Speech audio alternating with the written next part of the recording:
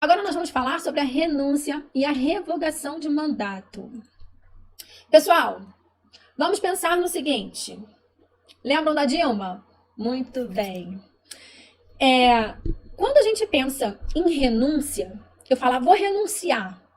Eu vou renunciar a poderes que me foram concedidos, certo ou errado? Eu não sou titular do poder. Eu represento quem tem aquele poder. E eu posso renunciar a esse poder. Estamos juntos até aqui? Quando que a gente pensa numa revogação de poderes? Quando eu sou titular do poder, eu sou a dona do pedaço, eu sou a dona do poder, eu confiro poderes a uma outra pessoa e eventualmente eu não estou mais satisfeita com essa pessoa e aí eu revogo os poderes dela, eu tiro os poderes dela. Então, sempre que nós estivermos diante da revogação de poderes, nós vamos pensar que revoga poder aquele que é o titular do poder, aquele que é o dono do direito. Renuncia aos poderes aquele que representa o titular do poder, o dono do direito. Então, a renúncia é algo que deve ser feito pelo representante, enquanto que a revogação é algo que deva ser feito pelo titular do direito, pelo dono do pedaço. Então, anote isso aí, por favor, que a renúncia, ela é feita, ela é exercida pelo representante, enquanto que a revogação, ela é exercida pelo titular do poder direito.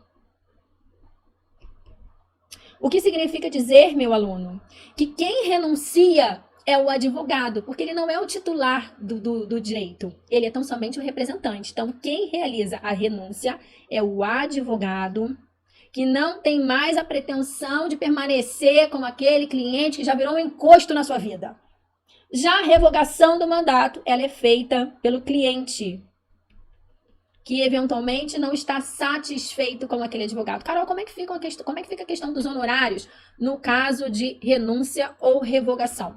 Meu aluno, no caso de renúncia ou revogação, o advogado ele vai receber os honorários de forma proporcional ao trabalho realizado, né? Inclusive os honorários de sucumbência. Então, ele não só recebe de forma proporcional os honorários contratuais, aquilo que ficou estipulado, como também, eventualmente, os honorários de sucumbência que vai ser recebido lá na frente. Ele já nem é mais advogado, 2 anos depois é que aquela ação termina, é que é estipulada a sucumbência, e esse advogado que atuou lá no início do processo, ele entra no ratatá, ele recebe de forma proporcional a sua atuação, tá? Então, mesmo diante da renúncia ou revogação, isso não exime o cliente de pagar de forma proporcional os honorários sucumbenciais e os convencionais. Estamos juntos até aqui?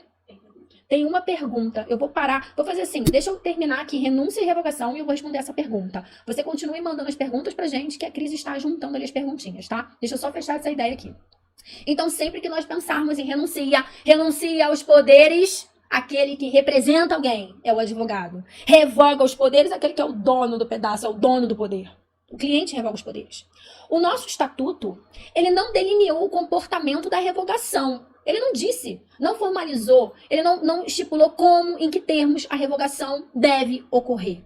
Mas ele fez isso quanto à renúncia. E por que o nosso estatuto se preocupa com a renúncia, mas não se preocupa em formalizar em que termos a revogação deve ocorrer? Porque o nosso estatuto ele não trata do comportamento praticado pelo cliente. Ele se preocupa com o comportamento praticado pelo advogado. Então é por conta disso que ele estipula uma formalidade para que a renúncia aconteça. Os termos da renúncia precisam atender aquilo que está estipulado em nossa norma. E o que você deve fazer se você pretende se livrar daquele cliente encosto na sua vida? De vez em quando eu faço uma dessas. Começou a me perturbar muito, eu já renuncio logo. O que é necessário fazer? A primeira coisa que você vai providenciar, meu aluno, deixa eu ficar pequenininha para ir anotando o esqueminha aqui junto com você. A primeira coisa que você precisa fazer... Peraí. Deixa eu trocar de cor. A primeira coisa que você vai precisar fazer é uma notificação ao cliente. A nossa norma, ela não estipula de que forma essa notificação deva ocorrer, tá? Mas no seu dia a dia, você vai se tornar advogado, vai passar na prova, vai lembrar da tia Carol falando isso no seu ouvido. No dia a dia, você vai fazer uma notificação por escrito e de preferência por AR, tá? Aquela com avisozinho de recebimento. Você vai fazer a notificação ao cliente e você também vai fazer uma petição para notificar o juízo. Então, você vai notificar o cliente, notificação ao cliente, deixa eu colocar aqui assim. E também vai notificar ao juízo através de uma petiçãozinha simples, dizendo que você simplesmente está renunciando ao mandato. Meu aluno, não conte o porquê, não diga que é porque o cliente enche o seu saco, o cliente atravessa você e olha as publicações antes, ele vai todos os dias no seu escritório, ele te liga no domingo às 5 horas da manhã, você não precisa motivar. Aliás, você não deve. Nosso estatuto diz que a gente não deve motivar a renúncia, tá? Então, ó, não expor os motivos, sem exposição dos motivos. Uma vez eu estava atuando num processo, aí a advogada da outra parte renunciou, dizendo que a cliente era psicologicamente doente psicologicamente, que ela ligava às 5 da manhã no domingo, que ela descobriu o endereço pessoal dela e ficava indo até a casa dela, que perseguia a advogada, ela narrou tudo no termo de renúncia. E essa ideia de não exposição dos motivos, ela veio com a edição do novo Código de Ética e Disciplina. Isso não existia no anterior, então os advogados acabavam expondo mesmo os motivos da renúncia. Hoje, nosso código, por conta da necessidade, né, de ser uma atividade discreta, protegida pelo sigilo, você, muito embora não venha a ser mais advogado daquela pessoa, você ainda fica com aquela incumbência de uma certa forma proteger a relação que foi instituída entre vocês. Então, por favor, não conte os motivos, tá? Notifique o juízo simplesmente dizendo que você está renunciando. E aí, você cumpriu os 2 requisitos que são necessários. Agora, você vai precisar pensar no seguinte. Uma vez verificada a notificação ao cliente, então, ó, recebida a notificação, você vai ter que comprovar que o cliente recebeu a notificação. Recebida a notificação pelo cliente, o advogado, ele continua preso ao processo, responsável em cuidar do processo por ainda 10 dias. Então, o advogado, ele fica 10 dias a contar da notificação, posteriormente ao recebimento da notificação, responsável pelo processo. O que isso quer dizer é o seguinte, pessoal.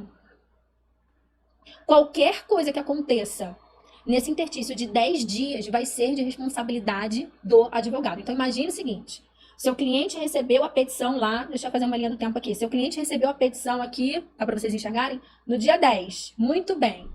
Você comprova que houve o recebimento da notificação no dia 10.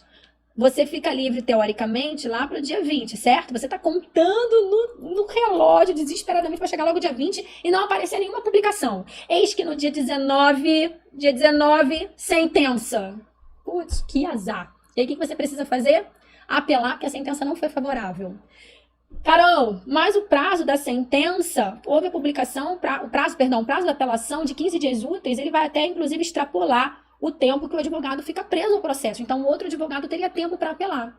Meu aluno, só que nossa norma determina que se houver o início de qualquer prazo dentro desse interstício de 10 dias, a responsabilidade é do advogado. Então, ainda que ele constitua um outro advogado posteriormente e haja prazo para interposição desse recurso, a responsabilidade é sua. Você vai ter que combinar como que isso como é que essa situação vai acontecer. Mas se nada ficar estipulado, ninguém disser nada, quem vai ter a obrigação de recorrer, de apelar, meu aluno, sinto muito, é você. Então, lembrando, o advogado fica preso no período de 10 dias. Se nesse período de 10 dias houver a publicação de uma decisão e dessa publicação se der a possibilidade da interposição de qualquer recurso ou ato em favor daquele cliente, daquele representado, você vai ter que fazer essa petição. Estamos juntos? Foi? Muito bem. Mas existem 2 situações que, uma vez presentes, podem afastar a necessidade do advogado de permanecer responsável pelo processo pelos 10 dias. Que situações são essas? Deixa eu mudar aqui a cor.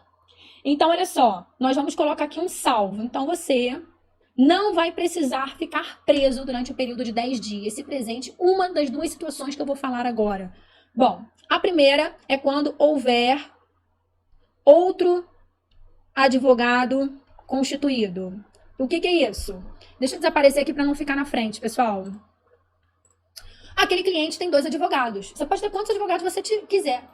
Todos os advogados podem estar numa única procuração ou eles podem estar em diversas procurações, tá? Então, eu posso ter 2, 3, 4, 5, 10 advogados, quantos eu quiser. Então, se houver outro advogado constituído na mesma procuração ou em outra procuração, eu me livro a partir do momento em que eu comprovo que o cliente recebeu a notificação. Eu não preciso aguardar os 10 dias, tá?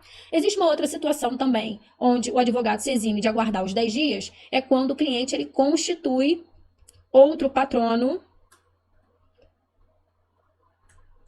antes dos 10 dias. Então, naquele exemplo que eu dei, ó, se a gente voltar aqui, deixa eu voltar para você, se eu não sentir muito minha falta.